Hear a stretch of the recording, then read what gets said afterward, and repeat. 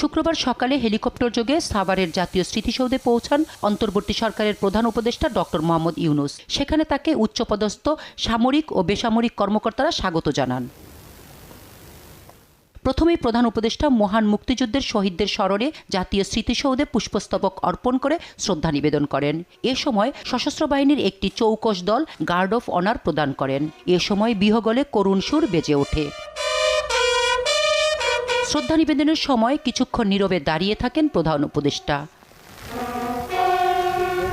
এরপর প্রধান উপদেষ্টা ডক্টর মোহাম্মদ ইউনূস অন্যান্য উপদেষ্টাদের নিয়ে আবারও স্মৃতিসৌধে ফুল দিয়ে শ্রদ্ধা জানান। সেখানে বৈষম্য বিরোধী নতুন বাংলাদেশ গড়ার বিষয়ে আবারও নিজেদের পরিকল্পনার কথা জানান উপদেষ্টারা। 1971 সনে যারা শহীদ হয়েছেন ওনাদের প্রতি শ্রদ্ধা জানিয়ে কাজ শুরু করাটা হচ্ছে শ্রেষ্ঠ বিগিনিং। এই উন্নয়নের নামে আপনার সুপারফিশিয়াল উন্নয়ন হয়েছে, কর্কশ